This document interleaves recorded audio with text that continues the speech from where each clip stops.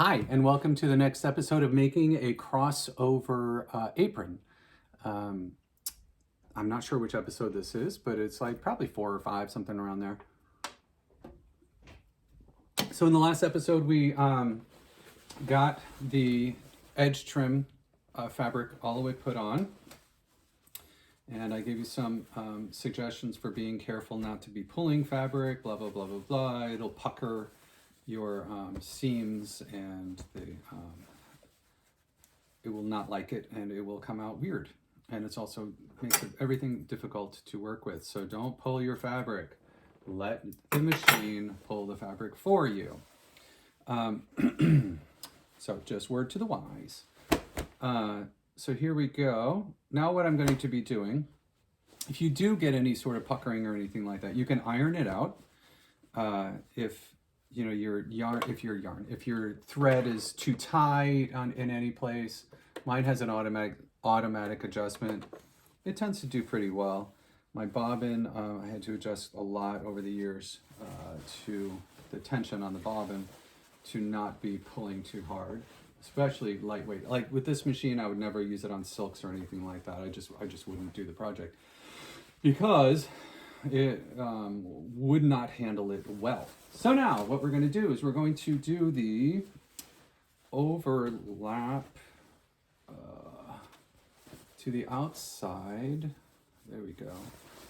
And because it's a crossover, it can be confusing to find a place on this fabric or on the whole piece to start. So I'm going to start on the side, just like I did with these pieces. I started on the other side. Since this is all going together, I'm going to start on the other side. Now what I'm going to do is I sewed these together, right? The right side of this pattern fabric strip to the wrong side or the back side of my main big pieces, my apron pieces. So now I have this. I have a fold here that I'd already ironed in, and I can bring it up. So I can show you how to do this.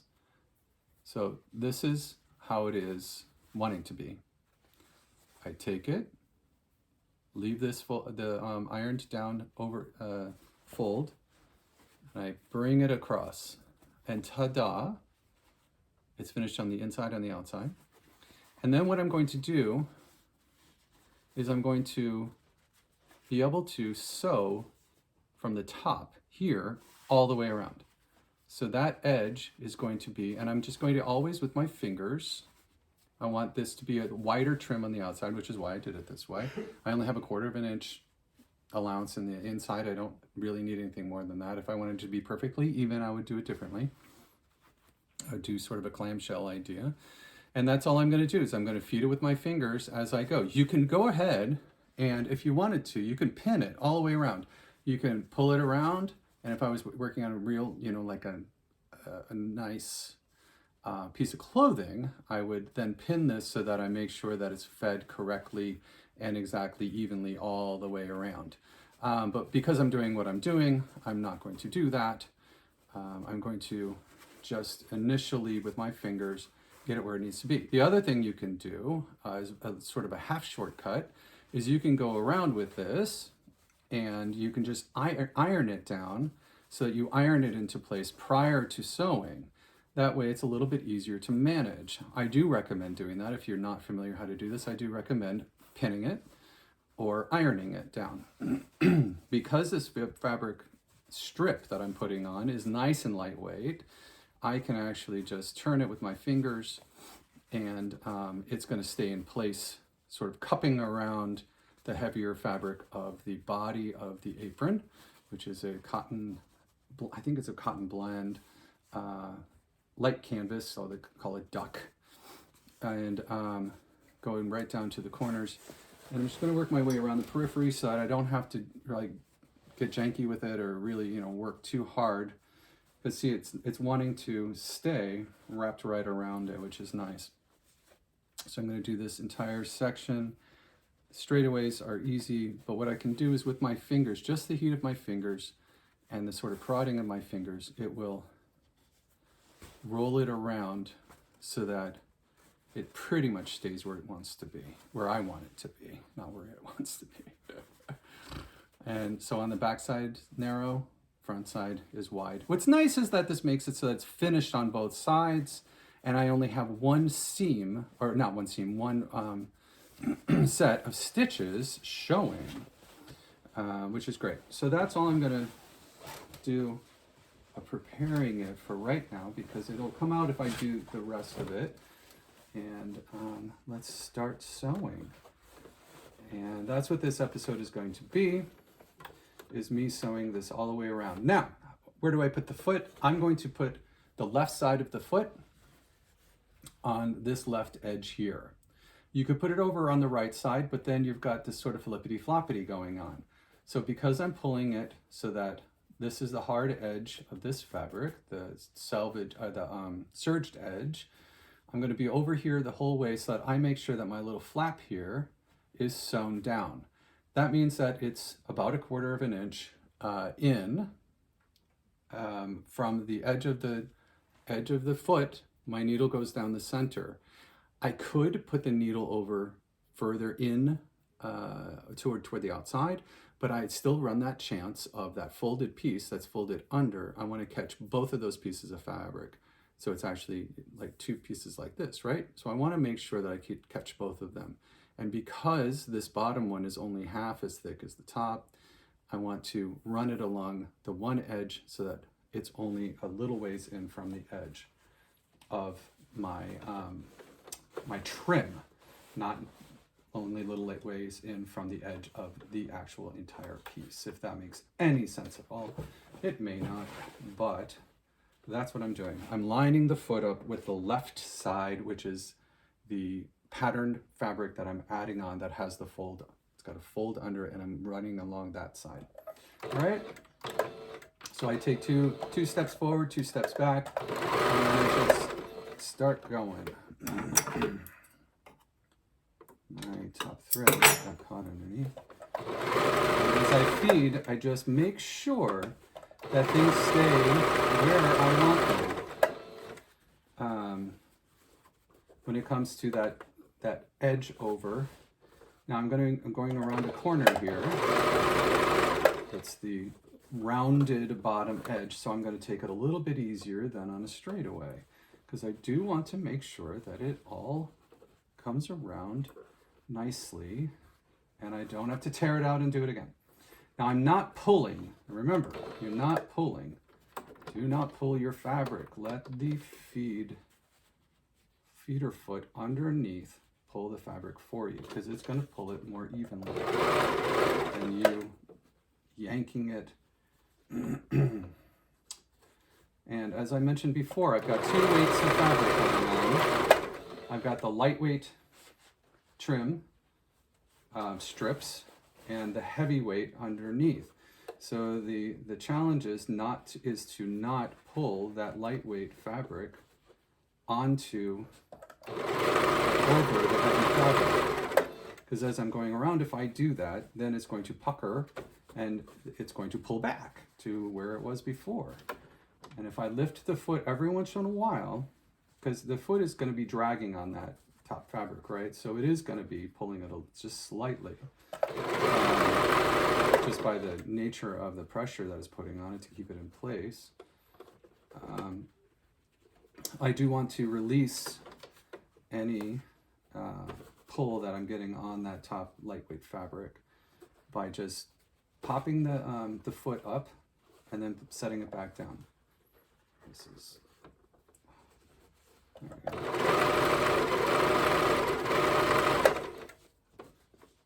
Just want to make sure that my turned over edge is being caught by my stitches. Pull out a few of those. I got a little off. Yep, that not right. So I'm going to go back. Don't be afraid to go back and fix it. So that got very thin right there. Let out a few stitches, no big deal. Because it's going around a corner, it's getting a little weird.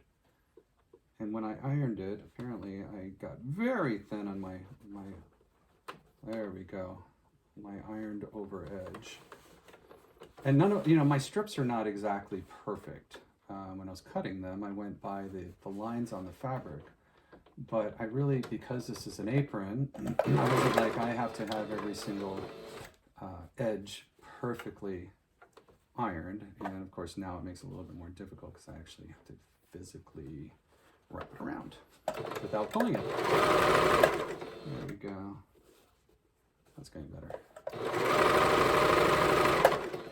Is a specific, particularly tight. So this is the actual hard corner, the sharp corner that comes around from the side to the front.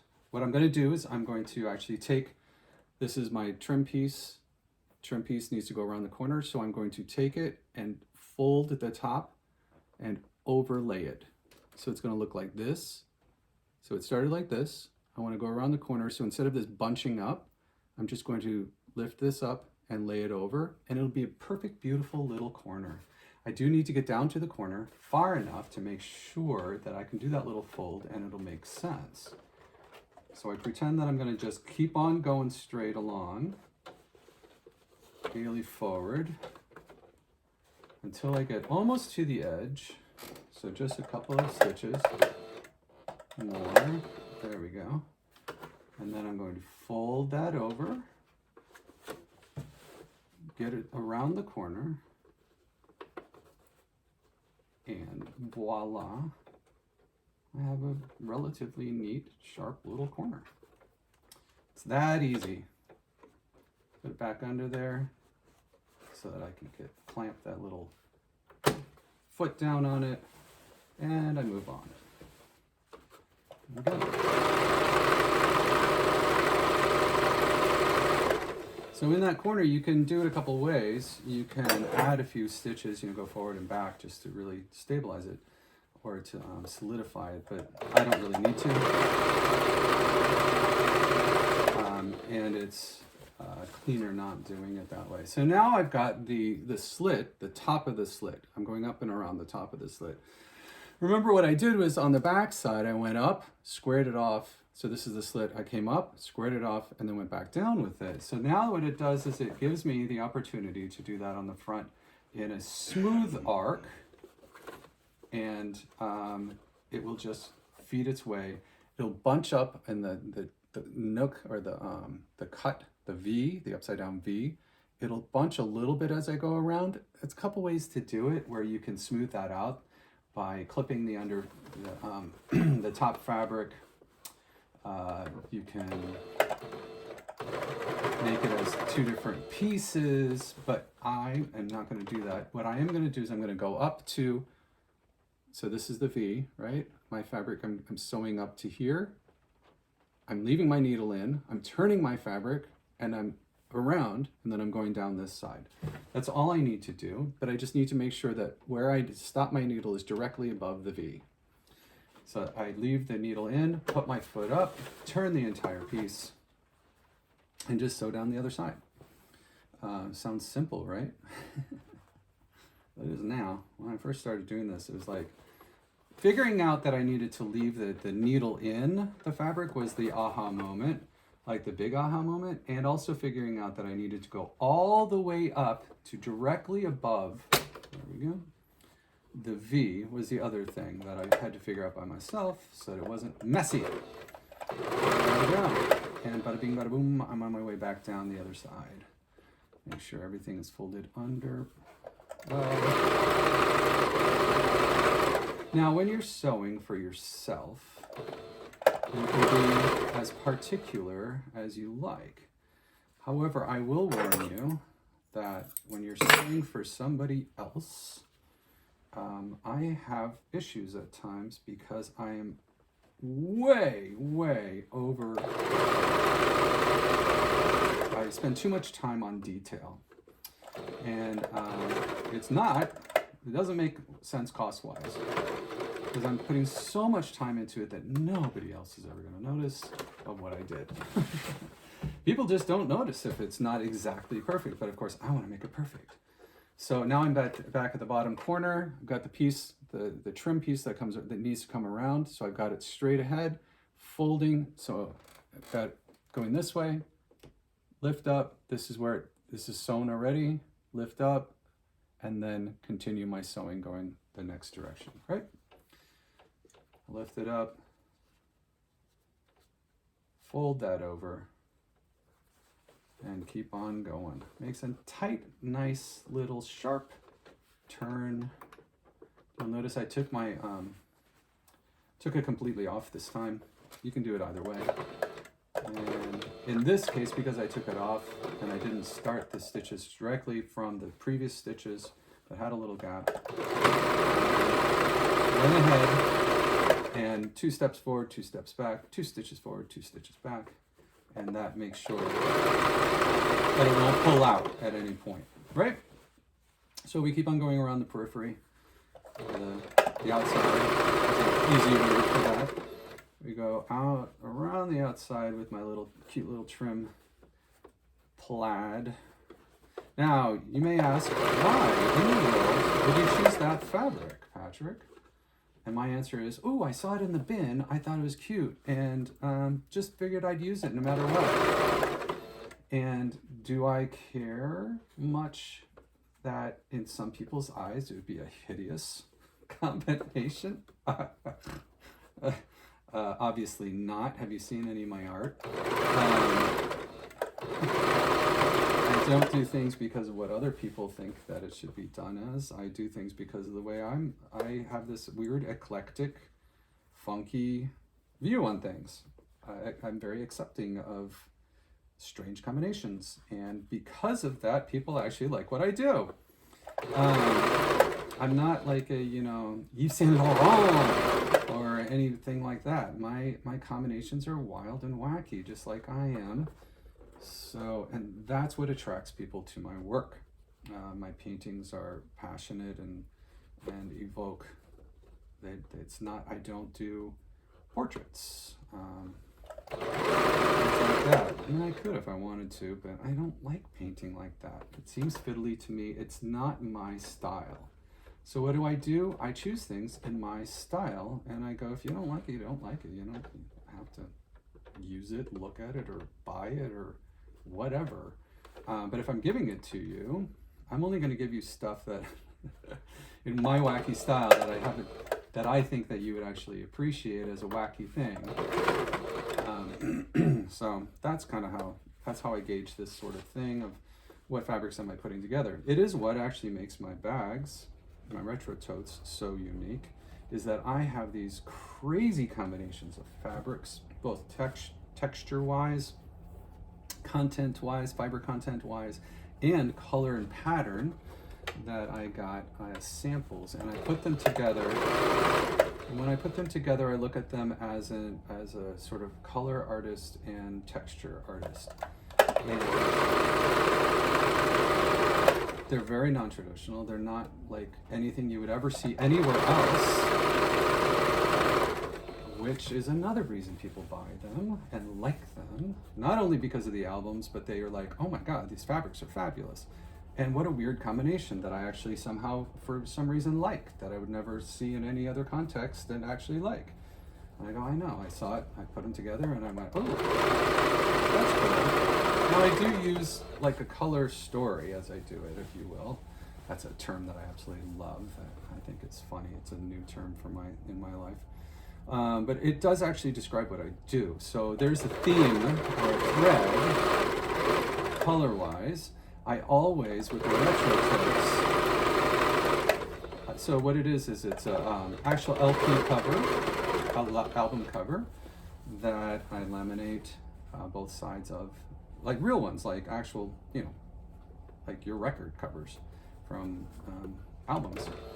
And, okay, now I'm going to manage that seam as I go over it on the shoulder. And I take colors. My eye, what I do is I tune my eye to the colors of the album. And I love really super colorful album covers. They may be weird albums at times. I do tend to need to, if I want to sell them, I have to think, oh, what are people actually going to buy? What are good albums? Anymore though, LPs have gone skyrocketed in value, old LPs. They used to be I could get as many as I wanted for $1 each. and they'd be in gorgeous condition. Now it's like crappy condition, and you pay, weirdly enough, for a Madonna album, you're gonna, like original Madonna album, you're gonna spend $24 for an old album that somebody had when they were in high school. It's just a weird concept to me.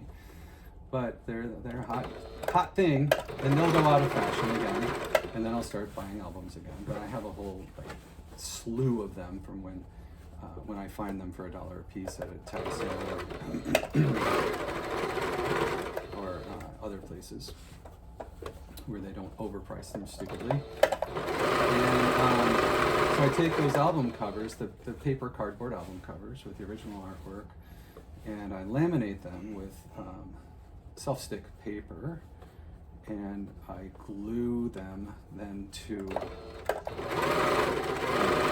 front and back pieces of this section of this trim fabric is very wide compared to the other ones. Got very narrow there. Don't know what I was doing when I was cutting them, but very inconsistent. Anyway, so I laminate them with the self-stick. I sealed them basically in, and then I glue them to the front piece and the back pieces, so the front and the back of the album, or the front and the inside, depending on if it's like a multi-album, a multi-LP album. And that gets them all nice and sealed all together. I'm going to, this is the inner corner again. I went up to the inner part of the inner corner, and now I'm just going to make that sharp turn and feed this around. This is where at the neck with the shoulder straps. There we go. Get this a little bit evenly, so it doesn't look totally crappy as I do it. Yeah, so it's fun, and people. So I've done a number of commission pieces. That means that they provide the album to me, and the whole album. I need the front and back, not just cover. And what I'll do is I will, for those people who do commission pieces, it's the same amount of money. I actually create the bag around the colors and the sort of feeling of the album and the album cover. And so the person who then gets that bag also gets the album itself. How cool is that, right? All right, it's not the prettiest corner, but it's an apron. Keeping perspective is important on how much time you put into these things and how detailed, how particular if you are, how compulsive you get for exactness. Yeah, so they're really fun. They're definitely popular. People. It's kind of funny because people will pick out some albums that I never think will sell because their mom loved that album and they're getting it for their mom, or oh my god, I remember that album from when I was in high school. Or I do classical ones as well. I've had classical musicians be like, oh, that was the first classical blah blah blah that I ever did, that was the first concert I ever did, and they want the album for it. And so if they do a commission one though, it's a little different because when I sell the bags, I don't sell the actual, I don't sell them with the record in there. I've actually gotten rid of the records, or I have them in a stash of ones that I want to listen to, where I don't care if it's got a cover, pretty cover, and I'm just using the cover. Or I bought them in there. The reason I get them for $1 is because the actual physical album itself, like the record, is in really rough shape. So that's a good way to get inexpensive records because they're like torn up or scratched or whatever. Since I don't care about the actual the physical record itself, for the most part, in those general cases, I'm able to find them cheaper than I would if I needed pristine, perfect, unscratched albums. So anyway, so it's very, very sweet. And the commission ones that I've done, they don't take, I'm able to design them because I do have quite a bit of fabric that's pre-cut as possible blanks or possible combinations.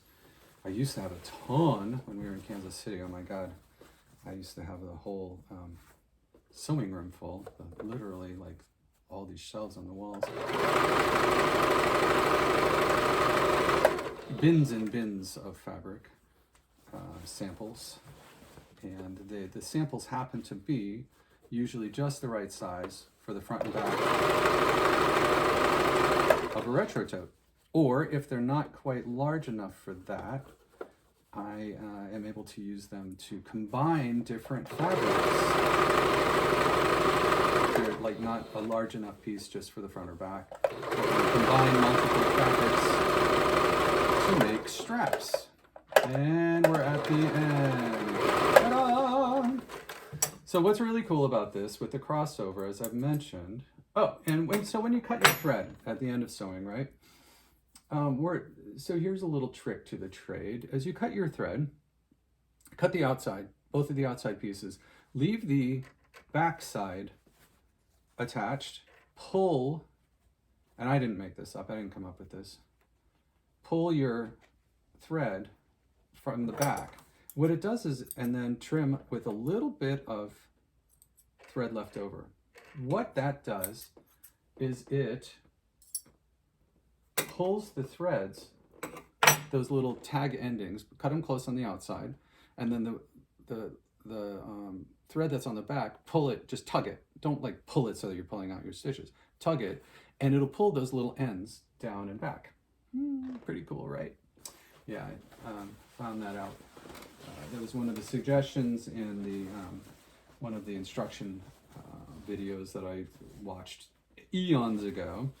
And I've done that ever since. So now, if you really wanted to, so I got to go around and trim some of these threads, but otherwise I'm done with sewing this. So cut the outside, tug, and cut the inside. I'm done with sewing this, except for just cleaning up threads here and there. So I want to cut the outside threads close, not right at it, because you do want to have thread to actually pull through to the back, and it sort of locks it into place as well. And cut. There we go. So I'm going to go around. I don't think I have any other places where I need to clean up my threads, but I always do take a look.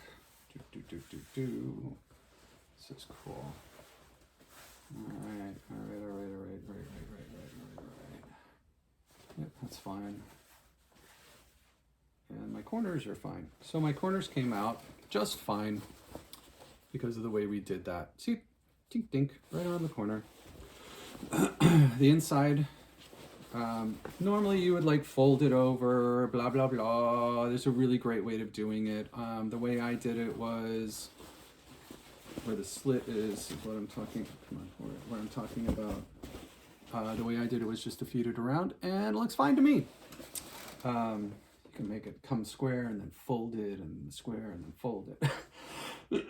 There's some beautiful ways to do it where it's a very, very clean result and pristine. And if I were selling them, I would do exactly that. And you can find those instructions online anywhere or in books. I know, books, what a concept, right? So there's the apron with its trim around the edges. Now, I can iron that if I want to really set it into place if I were giving this to, somebody for a gift or whatever. And funky color, but I actually really like it. So, and that's that part of sewing an apron. It's a cool combination of colors now that you see it all together, right? It's like, oh, well, it really brightens it up. It's not offensive. Like anything would be offensive. I personally like it, which is what matters the most. So I hope you have a wonderful day. That's it for right now. So I'm going to be the next stage on this one. Oh, wait, are we done? No, we're not. So I'm putting a pocket right here. That's just going to be the next episode, is going to be figuring out, designing the pocket for it. It's going to be laying the apron out. Well, first of all, I'll put it on see where I want the pocket, make little teeny marks, probably just put pins in it. I don't want to mark up the outside of my fabric, or put it on inside out, mark it on the back. Either way works. Figure out what size of pocket that seems like it makes sense, and the vertical lines in it. I'll show you how to do that so you can put tools in it, but I'm going to have my tools that I'm going to be using with the apron with me so that I know that it's the right size. All right, so I hope you have a wonderful day, and I hope you give yourself lots of room. Enjoy those mistakes, learn from them, let other people make mistakes, don't judge too harshly. Like I always say, you never know where people are coming from, and let that be where they're coming from. You don't need to feed into it. Hard to do, so hard to do, easy to say. But if you just sort of stand back and be a duck, this was the image that I always had, either that I'm wearing a raincoat and their stuff is just kind of washing over me, and I'm going, I'm sorry that you're in such a bad place. I'm not really sorry, but it's unfortunate is a better choice of words. But I'm not going to be in that place with you. I can choose not to. Or I can feed into it and make it worse. Why would I do that? And I find myself doing that at times, and I go, step back, take a breath, let it out. I'm a duck. The water is the other people's stuff, and it's just rolling right off my back. Or I'm wearing my raincoat, got my umbrella up, let it just go. All right? So I hope you have a wonderful day. Put more love out in the world. There's not enough love in the world, and I really do believe that we can make a difference individually, one person at a time, just by being good people. All right? Have a great day.